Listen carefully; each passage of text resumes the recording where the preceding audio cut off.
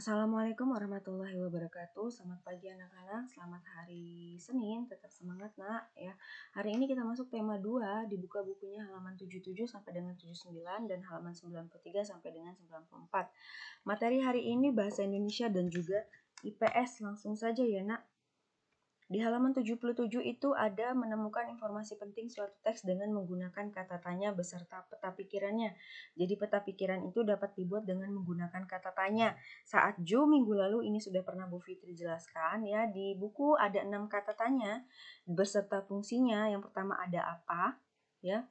Kemudian ada siapa untuk menanyakan seorang atau pelaku ya yang terlibat dalam suatu peristiwa. Kemudian ada di mana untuk menanyakan tempat terjadinya peristiwa. Kemudian ada kapan ya untuk menanyakan waktu terjadinya peristiwa. Kemudian ada mengapa untuk menanyakan penyebab terjadinya suatu peristiwa. Dan yang keenam itu ada bagaimana untuk menanyakan cara atau proses terjadinya suatu peristiwa ya. Nah, ini ada contoh informasi penting ya. Peristiwa proklamasi kemerdekaan Indonesia terjadi pada tanggal 17 Agustus 1945. Ya, informasi kalimat di atas itu waktu terjadinya suatu peristiwa, sehingga kata tanya yang tepat itu adalah kapan. Jadi, kalimat tanya yang bisa kita buat adalah kapan terjadinya peristiwa proklamasi kemerdekaan Indonesia? Jawabannya di atas tadi, peristiwa proklamasi kemerdekaan Indonesia terjadi pada tanggal 17 Agustus 1945, ya. Nah, sekarang kalian buka halaman 77 sampai dengan 78, ada di situ teks penyusunan teks proklamasi kemerdekaan Indonesia. Nah, ini teksnya ya, di buku juga sudah ada. Kemudian, temukan informasi penting teks di atas menggunakan kata tanya apa, di mana, kapan, siapa, mengapa, dan bagaimana. Kemudian, buatlah peta pikirannya. Ya, jadi nanti kata tanya ini disesuaikan dengan teksnya. Ya, kata tanya apa saja yang bisa digunakan sesuai dengan teks ya. Nah, kalau sesuai dengan teks itu Bu Fitri buat di sini ya, ini judul. Kemudian yang pertama itu kita kata tanya siapa ya. Siapa yang menyusun teks proklamasi? Jawabannya yang menyusun teks proklamasi adalah Soekarno, Muhammad Hatta, dan Ahmad Subarjo. Ya, ini informasi yang kita buatkan kalimat tanya beserta jawabannya sudah ada juga di teks. Ya, jadi kita lihat teks apa yang bisa kita buat kalimat tanya. Ya. Kemudian yang kedua, siapa yang mengetik naskah proklamasi? Yang mengetik naskah proklamasi adalah Sayuti Melik ya. Kemudian di mana naskah proklamasi disusun? Naskah proklamasi disusun di Rumah Laksamana Maeda di Jalan Imam Bonjol nomor 1. Kemudian mengapa Sayuti Melik meminjam mesin tik milik konsulat Jerman? Sayuti Melik meminjam mesin tik milik konsulat Jerman karena mesin tik milik Laksamana Maeda menggunakan huruf kanji. Kemudian itu ada kapan? Kapan upacara proklamasi dilakukan? Jawabannya upacara proklamasi dilakukan pada pagi hari pukul 10 ya.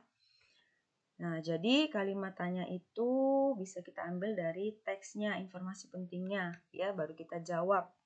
Oke. Kemudian di halaman 78 itu ada makna proklamasi kemerdekaan Indonesia bagi bangsa Indonesia.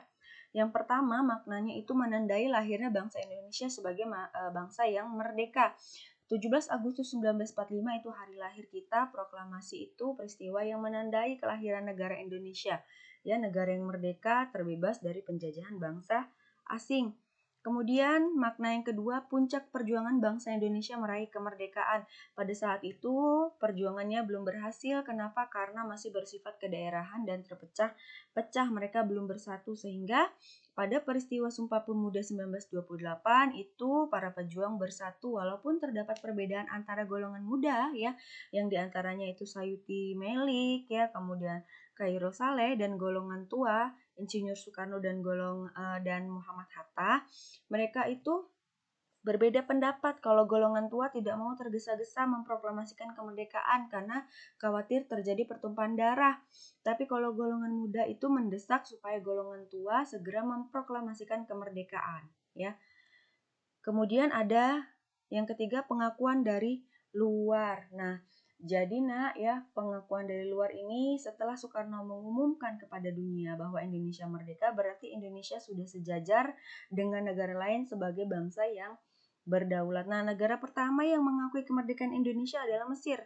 Kemudian ada Suriah, Irak, Lebanon, Yaman, Saudi Arabia, dan juga Afghanistan. Ya. Yang keempat, maknanya bukti bahwa Indonesia merupakan negara yang mandiri. Nah, Jepang ini memang menjanjikan kemerdekaan bagi bangsa Indonesia, tapi golongan muda itu nggak mau proklamasi dicampuri oleh Jepang ya. Jadi para pemuda menginginkan kemerdekaan Indonesia itu bebas dari pengaruh bangsa asing. Kenapa? Karena pemuda ingin menunjukkan bahwa kemerdekaan bangsa Indonesia itu murni hasil perjuangan bangsa Indonesia, bukan hasil dari pemberian bangsa asing ya.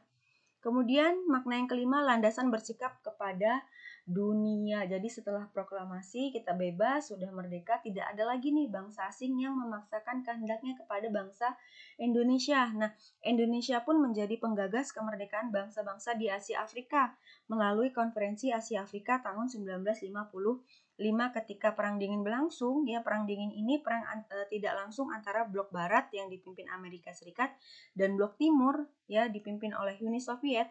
Indonesia itu dengan gerakan non-blok ya memilih netral, tidak memihak siapapun, tidak memilih siapapun, jadi tidak ada yang memaksakan kehendaknya kepada Indonesia ya.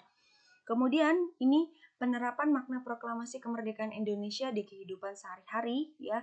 Yang pertama, di lingkungan rumah kita harus saling menghormati, menghargai sesama anggota keluarga ya. Kita harus hidup rukun, kemudian rajin membantu orang tua, mengerjakan kegiatan bersama-sama ya. Kemudian di lingkungan sekolah kita bisa giat belajar, mengikuti upacara dengan baik, mengikuti kegiatan pramuka ya. Bisa dilihat di sini ya, dibaca Nak.